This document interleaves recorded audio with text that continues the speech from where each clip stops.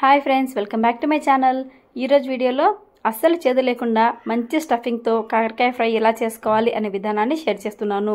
చూపించిన విధంగా ఈ మసాలాతో కానీ కాకరకాయ ఫ్రై చేసినట్లయితే చేదు ఉండదండి. పిల్లలు కూడా చాలా ఇష్టపడి తింటారు. ఇక్కడ నేను ఫ్రై చేసుకోవడానికి ముందుగా 4 కాకరకాయలని తీసుకుంటున్నాను. వీటిని బాగా వాష్ చేసుకొని పై పక్కన ఉండే బొడిపల్ని చక్కగా జిగురుకోవాలి. ఇలా జిగురుకున్న తర్వాత ఒకసారి బాగా వాష్ చేసుకొని కాకరకాయకి 2 పక్కలా ఉండే అంచుల్ని ఇలా కట్ చేసుకోవాలి. ఆ తర్వాత ఈ కాకరకాయల్ని 1 ఇంచు ముక్కలుగా చూపిస్తున్న విధంగా కట్ చేసుకోవాలండి. కనీసము 1 ఇంచు ముక్కలు అనేవి ఉంటే మనకు స్టఫింగ్ అనేది చక్కగా నిలబడుతుంది. లోపల పక్క గింజల్ని ఇలా చూపిస్తున్న విధంగా రిమూవ్ చేసుకోవాలి. ఇలా గింజల్ని తీసేసి కాకరకాయ ముక్కల్ని ఇలా రింగుల్లాగా రెడీ చేసి పెట్టుకోవాలి. ఇలానే అన్ని కాకరకాయలని కట్ చేసి పెట్టుకుందాము. కాకరకాయ లోపల నుంచి మనం తీసిన గింజలు లేతగా ఉన్నట్లయితే ఫ్రైలోకి పనికిరావండి. కొంచెం ముద్రపై ఉన్నట్లయితే మీరు ఫ్రైలోకి వాడుకోవచ్చు. ఇలా కాకరకాయ మొత్తాన్ని రింగులుగా కట్ చేసి పెట్టుకున్న తర్వాత ఇప్పుడు దీంట్లోకి స్టఫింగ్ని రెడీ చేసుకుందాం. స్టవ్ ఆన్ చేసి కడాయి పెట్టేసుకొని 1 స్పూన్ శనగపప్పు, 1 స్పూన్ మినపప్పును వేసుకొని స్టవ్ లో ఫ్లేమ్లో పెట్టుకొని నిదానంగా వీటిని దూరగా వేయించుకోవాలి. ఇవి వేగాక ఇందులోకి 1 స్పూన్ ధనియాలు, 1 స్పూన్ జీలకర్ర వేసుకొని వీటిని కూడా నిదానంగా వేయించుకోవాలి. ఈ మసాలా దినుసులన్నీ బాగా వేగిన తర్వాత స్టవ్ ఆఫ్ చేసుకొని మిక్సీ జార్లోకి షిఫ్ట్ చేసేసుకోవాలి.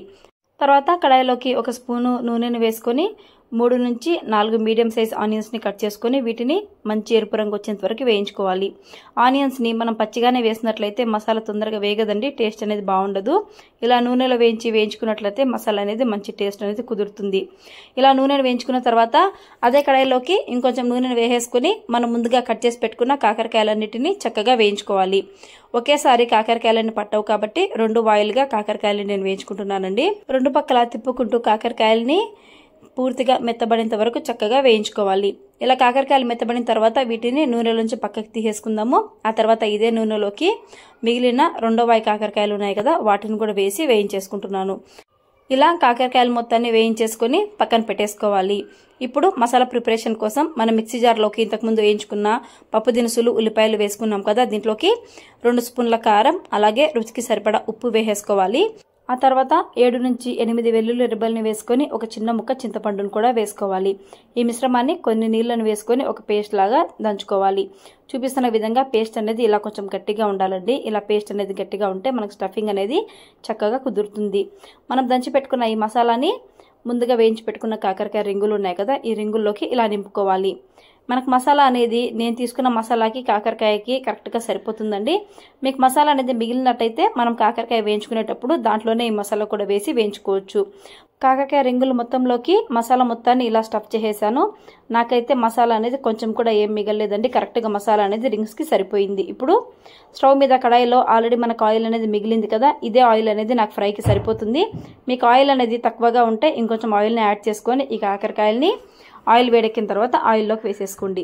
ఇలా నూనెలోకి కాకరకాయ ముక్కల్ని వేసుకున్న తర్వాత స్టవ్ని మీడియం ఫ్లేమ్లోకి అడ్జస్ట్ చేసుకొని నిదానంగా 2 పక్కలా తిప్పుకుంటూ మధ్య మధ్యలో కలుపుకుంటూ మూత పెట్టుకుంటూ ఈ మిశ్రమాన్ని ఒక 5 నుంచి 10 నిమిషాలు చక్కగా వేయించుకోవాలి. మనకి కాకరకాయ ముక్కలు బాగా మెత్తపడాలి, అలాగే మసాలా కూడా పచ్చి వాసన రాకుండా బాగా వేగాలి. ఇక్కడ చూడండి, ఒక ముక్కని ఒత్తి చూపిస్తున్నాను ఎంత చక్కగా మెత్తపడిందో. మసాలా కూడా పచ్చి వాసన రాకుండా మంచి ముద్దలాగా చక్కగా కుదిరింది. ఈ టైంలో దీంట్లోకి కొంచెం బెల్లంని యాడ్ చేసుకోవాలి. ఇలా బెల్లం పొడి యాడ్ చేసుకోవడం వల్ల మనకు స్వీట్నెస్ అనేది రాదండి, టేస్ట్ అయితే చాలా బాగుంటుంది. బెల్లం వేసుకున్న తర్వాత స్టవ్ని కొంచెం హై ఫ్లేమ్లో పెట్టుకొని ఒక 2 నిమిషాలు కలుపుకుంటూ వేయించుకోవాలి. బెల్లం వేసి ఇలా చక్కగా వేయించుకున్న తర్వాత ఫైనల్గా దీంట్లోకి కొంచెం కరివేపాకుని అలాగే సన్నగా తరిగి పెట్టుకున్న కొంచెం కొత్తిమీరను వేసుకొని 1 నిమిషం అలా కలిపేసుకొని స్టవ్ ఆఫ్ చేసేసుకోవాలి. ఈ వేడికే మనకి కొత్తిమీర, కరివేపాకు అనేవి మెత్తబడిపోతాయండి. స్టవ్ ఆన్లో ఉంచాల్సిన అవసరం లేదు. చూడండి, చక్కగా కలిపేసుకొని స్టవ్ ఆఫ్ చేసేసుకున్నాము. మనకి వేడి వేడి కాకరకాయ ఫ్రై అనేది రెడీ అయిపోయిందండి.